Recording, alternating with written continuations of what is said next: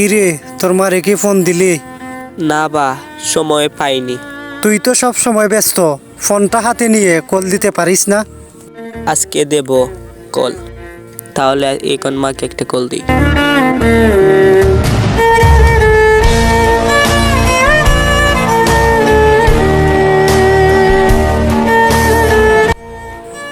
Hello.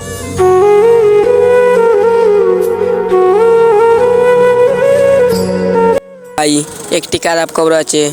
তোর মা আর দুনিয়াতে নেই। তুই ছাড়া তোর মার কেউ নেই। তুই চালিয়ে আয়।